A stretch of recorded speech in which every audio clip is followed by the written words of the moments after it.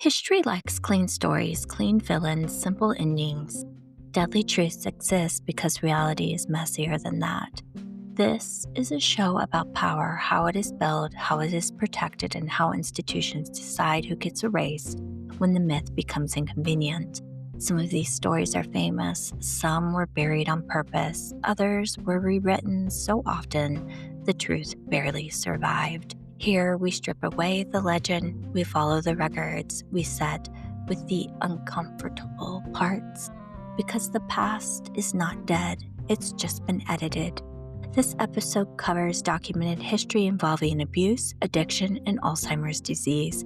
Some interpretations reflect modern medical and cultural context applied to historical events.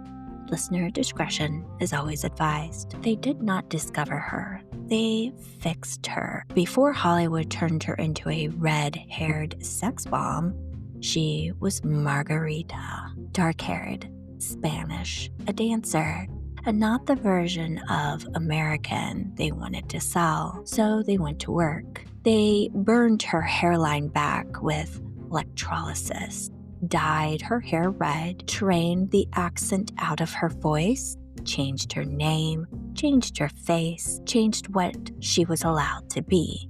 And once they were done, they sold her as the most desirable woman in the world, while making sure she never had control over her own life. This is Rita Hayworth, the pinup, the fantasy, the love goddess. And this is the part they don't like talking about. Because when Rita started drinking, it wasn't rebellion, it was survival. When she started slipping, they didn't ask why. And when her memory began to go, nobody rushed to say the word Alzheimer's. They called her drunk, they called her unstable, they called her difficult. Hollywood erased a woman, sold the image, and then laughed when the damage showed. This is not glamour. This isn't a comeback story. This is Hollywood is Dead, and Rita Hayworth paid for the fantasy with her entire identity. Let's be clear about why Hollywood changed her. She was too Mexican for the brand. Before she was Rita Hayworth, she was Margarita Cansino. In the late 1930s, studios weren't shy about this. Latina actresses were boxed into dancers, background roles, or so-called exotic decoration. Leading ladies were supposed to look white, sound white, and photograph as American under unforgiving studio lights. Margarita did not fit. She had dark hair, darker features, and a last name that flagged her immediately. Her father was named Eduardo. He had already branded her as a dancer first and an actress second. Columbia Pictures didn't see a star, they saw a liability that could be reshaped. So they didn't ease her in, they rebuilt her. First came that hairline. Studio executives decided her forehead looked too ethnic on camera. Their solution was electrolysis. Not cosmetic touch-ups, but repeated painful treatments designed to permanently burn back her natural hairline. No anesthesia, no choice. This was not a suggestion, it was the cost of staying employed. Then came the hair color. Her natural dark hair had to go. Red photographed better. Red as sensual, but still white. Red fit the fantasy they wanted to sell. Once it was dyed, there was no going back. That version of her was locked in. Next was the name. Margarita was a hard no, too foreign, too obvious. So they stripped it down, softened it, and sold Rita Hayworth. Same woman, new identity, and now studio property. Then came voice and movement training. Any trace of accent was trained out of her. Diction coaches worked her relentlessly. She was taught how to stand, how to walk, how to hold her shoulders, how to lower her eyes without looking submissive, how to smile without looking ethnic. This wasn't about confidence. It was about control. She wasn't remade because she lacked talent. She was remade because talent wasn't enough if it came in the wrong body. Once the transformation was complete, Columbia flipped the switch. They promoted her as a sex symbol, but a very specific one. Not loud, not wild, not autonomous, controlled, available, silent, and less scripted. She became the fantasy men wanted and the warning women absorbed. This is what happens when you comply. And compliance worked until it didn't, because the cost of erasing your identity doesn't show up right away. It shows up later in anxiety and drinking and disorientation and the slow realization that the version of you the world loves isn't real, and the real one was never allowed to exist. Hollywood did not elevate Rita Hayworth. It consumed Margarita. Most people know, if you're familiar with classic Hollywood, that Rita Hayworth was married to Orson Welles. But a lot of people don't know that before Orson Welles, before fame, and before the movie Gilda, there was Edward C. Judson. And this is where the pattern starts. Edward was older, much older, a former salesman, promoter, and self-styled manager who attached himself to young performers on the way up. When he met Rita, she wasn't really Rita yet. She was still Margarita, trying to escape her father's control and desperate for independence. Edward saw an opening. He didn't just court her. He positioned himself as her way out of her father's dominance, out of poverty, out of the dancer-only box she'd been shoved into. And that's how it went down. They married in 1937. She was only 18 years old, and he was 40. That age gap was not an accident. It was leverage. Edward became her manager almost immediately. He controlled contracts, publicity, access, and decisions. He pushed her aggressively into the studio system and sold himself as the architect of her success. But what he really controlled was her. Here's the key part people gloss over. Edward didn't protect her from Hollywood. He delivered her straight into it and took a cut. The marriage was reportedly abusive, controlling, and isolating, physical according to later accounts. He limited her contact with others, monitored her career, and reinforced the idea that she owed him everything. And Hollywood did not step in. Why would it? A compliant teenage wife with a manager husband made the studio life easier. Fewer questions, fewer boundaries, fewer problems. By the time Columbia Pictures stepped in and remade her into Rita Hayworth, Edward was already a part of the machinery. He benefited from the transformation even as it erased her. But once she became valuable, truly valuable, he became expendable. The marriage collapsed under the weight of control and her growing independence. Just like that, Edward faded into the background, but she did not. But the damage stayed. The first marriage taught her the lesson that would repeat for the rest of her life. Men did not love her, they managed her, and that made her vulnerable to the next one. Now we're going to talk about Orson Welles. They met when Orson Welles was already Orson Welles, the boy genius, the Mercury Theater prodigy, the man who scared America with the War of the Worlds. She was still climbing, still being shaped by Columbia, still trying to survive the machine. He noticed her immediately, not because she was powerful, but because she was not. She was shy, uncomfortable with the sex symbol image Hollywood had forced onto her. The combination was catnip to Welles. He saw a woman he could redefine. Welles didn't chase her like a starlet, he educated her. He talked literature, Shakespeare, politics, art, Europe. He treated her like a project, not a conquest. And for Rita, Rita, who had spent her life being managed, marketed, and physically altered, this felt like rescue. He made her feel seen, but only through his lens. They began a relationship in the early 1940s while her career was exploding. He positioned himself as the man who understood the real Rita, not the red-haired fantasy. That was the hook. They married in 1940s. Wells despised the image Hollywood had created, but he also resented how powerful it was. He wanted to strip it away publicly and rebuild her in his image. Control just changed forms. He mocked her fame. He belittled the roles that made her successful. He treated her popularity as proof she was not serious enough. He wasn't physically abusive, but he was emotionally dismissive. He patronized her, and there was the fact that he was frequently absent. He traveled constantly, he cheated on her openly, and he expected her to orbit his genius. And when she struggled, he framed it as weakness. 5 years, 5 volatile years, exhausting, identity-shredding years. They did have one child together. She was born in 1944, and her name was Rebecca. Wells was not a present father. This is not speculation. It is documented. He drifted in and out of Rebecca's life and later admitted he was largely absent. Rita, meanwhile, became increasingly isolated, struggling to maintain stability while raising a child in the spotlight. Wells did make a film with Rita. It was called The Lady from Shanghai.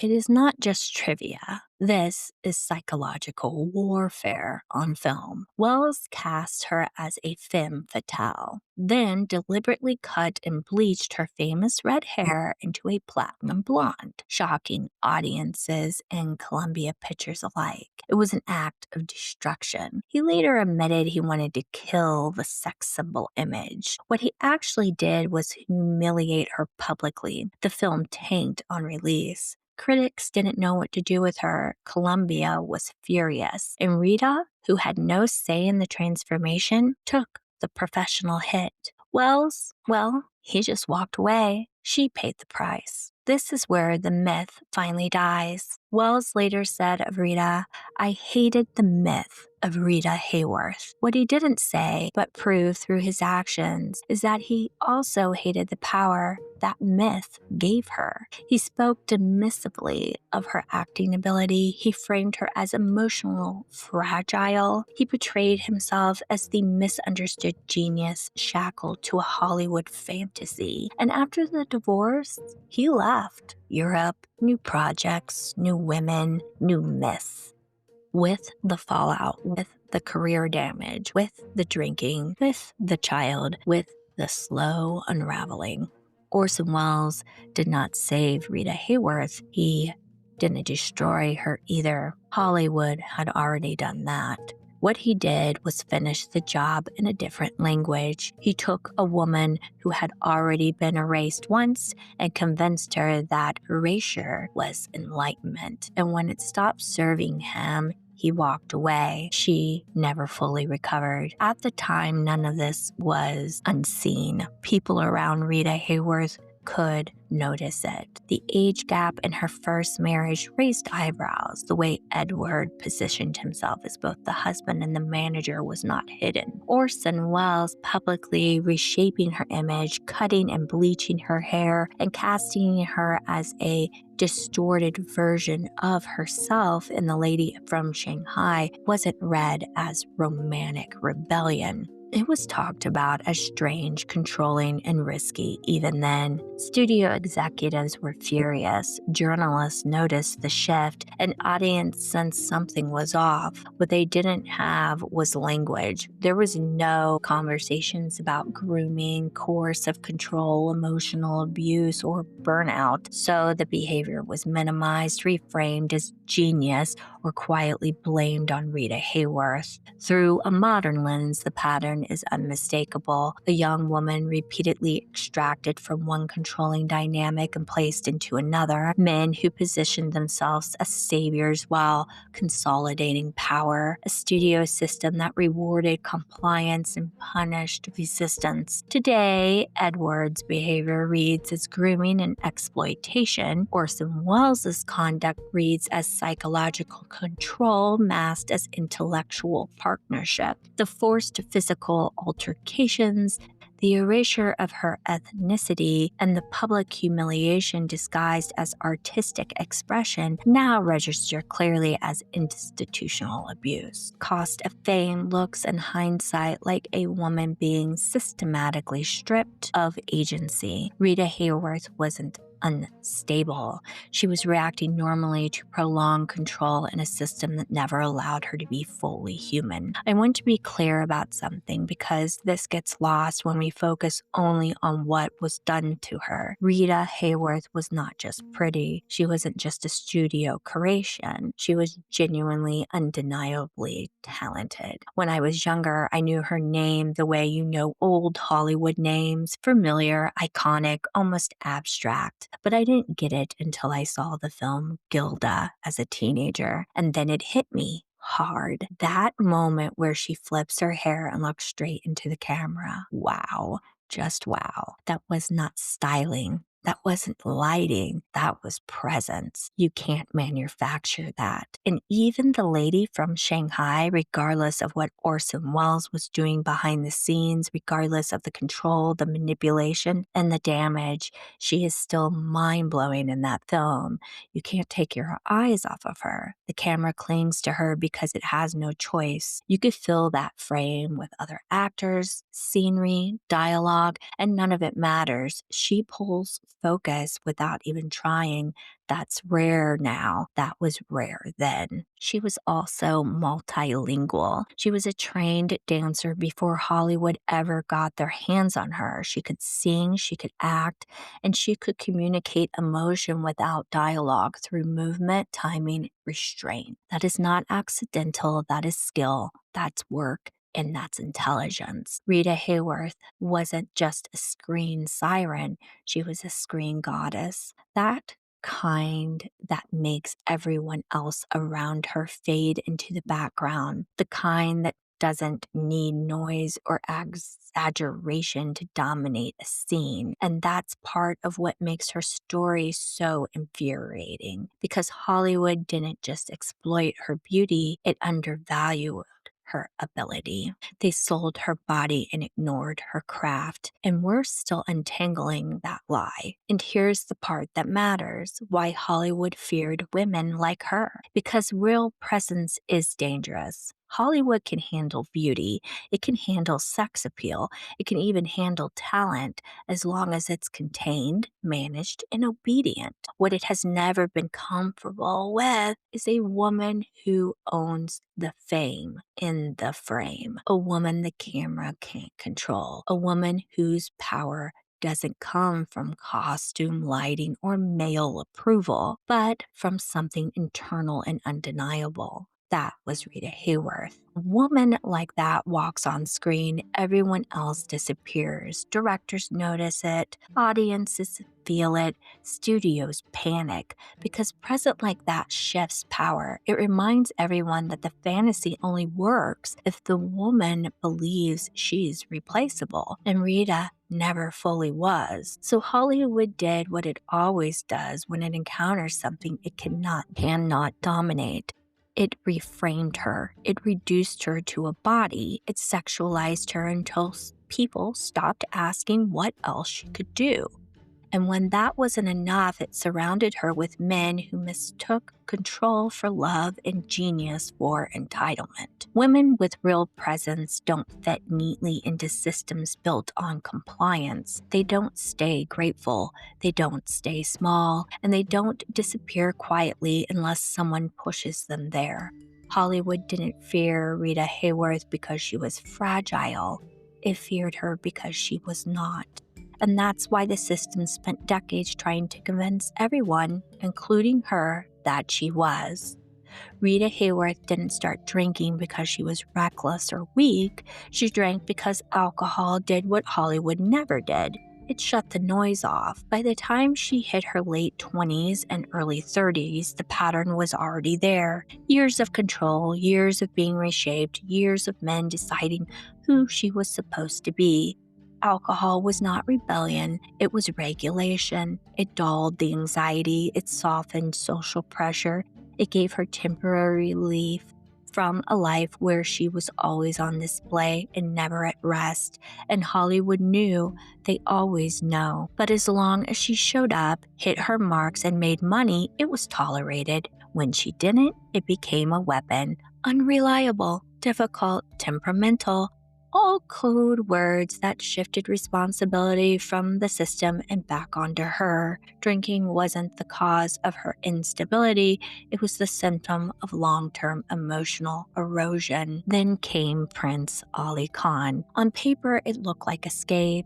A literal prince, international, sophisticated, wealthy.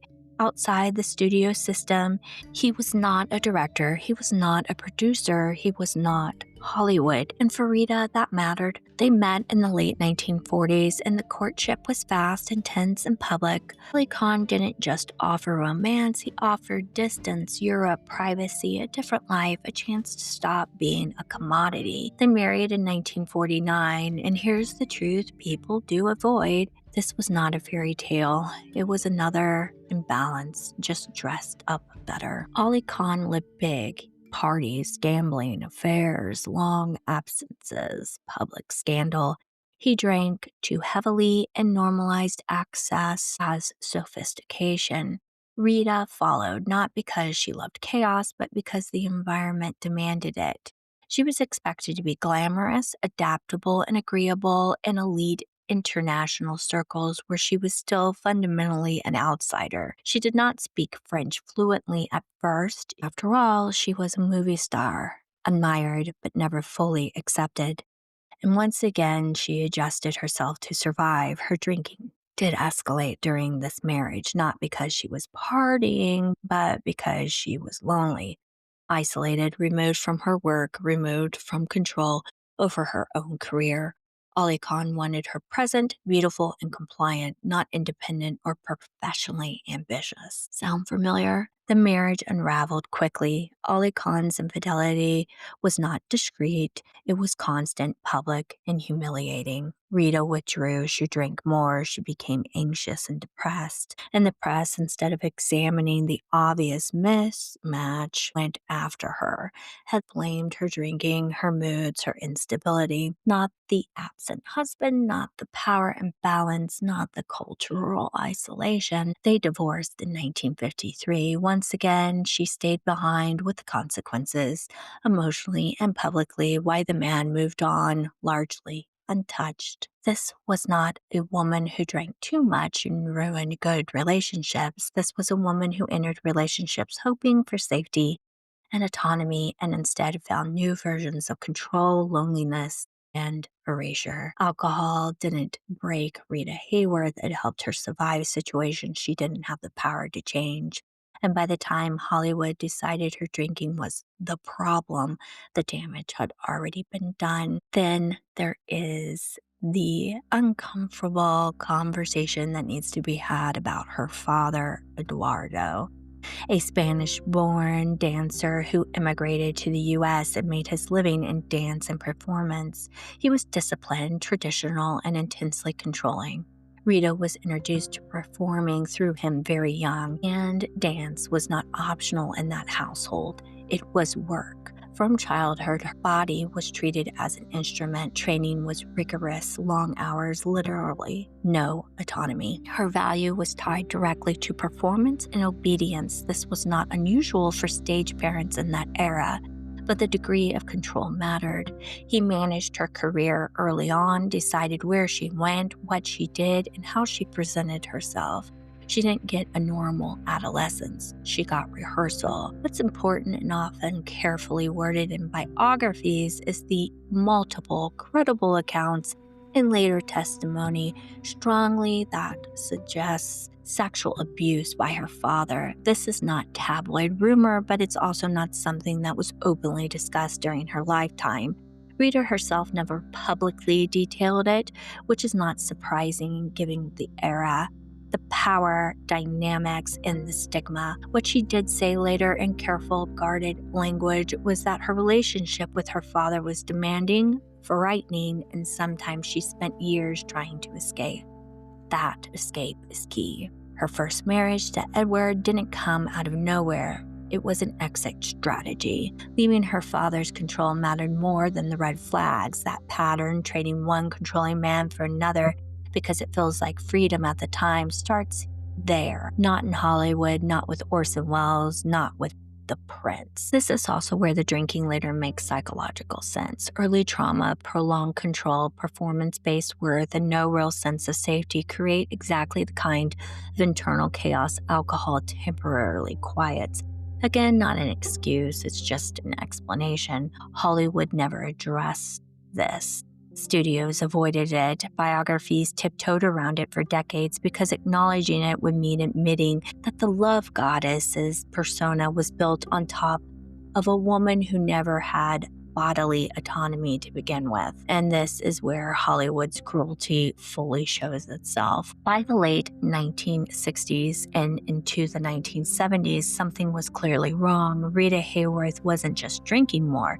She wasn't just unreliable. She was confused, disoriented, forgetting lines, forgetting people, forgetting where she was supposed to be. The signs were there and they were obvious even then, but Hollywood didn't ask what was happening, it asked how embarrassing it looked. What we now know was that she had early onset Alzheimer's, and that was treated at the time as a moral failure. Arrests were reported like punchlines, public incidences were framed as a drunken spectacle. The press leaned hard into the narrative they already liked. Washed up sex symbol, cautionary tale, no curiosity, no compassion, no medical urgency. And here's the part that should still make people angry. Doctors misdiagnosed her for years. Studios distanced themselves. The media kept running the same lazy headline. Nobody with power stopped to say this is not addiction. This is neurological, because admitting that would have forced Hollywood to confront how badly it had failed one of its most valuable stars. By the time Rita Hayworth was finally diagnosed in the 1980s, the damage was already done, not just to her brain, but to her reputation. The public had been trained to laugh at her decline instead of recognizing an illness. And Hollywood, as always, stayed quiet. In the end, she didn't get a redemption arc. She got erased again, this time as inconvenient. And that might be the ugliest truth of all. Hollywood could survive breaking her. It just couldn't survive taking responsibility for it. And this is where it all comes together. What happened to Rita Hayworth isn't just personal tragedy, it was systematic failure. When her illness began showing, the industry that had profited off her body for decades suddenly had no use for her humanity. Confusion became comedy, disorientation became scandal, memory loss became gossip, and because she was a woman and an aging one, her suffering was framed as punishment, not pathology. This is how Hollywood handles women who can no longer perform the version of themselves that is sold. It rewrites the illness as weakness, it rewrites neurological decline as moral collapse, and it lets the press finish the job. Rita wasn't treated as someone who needed care. She was treated as someone who had fallen and therefore deserved whatever came next. Here's the part we don't say enough. She was brilliant. Not just beautiful, not just iconic, brilliant. A trained dancer who could communicate emotion through movement alone, a multilingual woman navigating multiple cultures, a singer, a dramatic actress, a screen presence so powerful the camera couldn't look away even when the system tried to sabotage her. That doesn't disappear because of illness. That doesn't get canceled out by Alzheimer's, and it sure as hell doesn't get erased by bad headlines. And if the story feels uncomfortably familiar, it should. because we still do this. We still chew up women when they're young, desirable, and profitable, and then pretend not to recognize them when they age, struggle, or get sick. And we still confuse vulnerability with failure. We still act shocked when decades of pressure, control, and trauma show up in the body. Rita Hayworth didn't lose her worth when she lost her memory. Hollywood lost its humanity when it chose silence over accountability.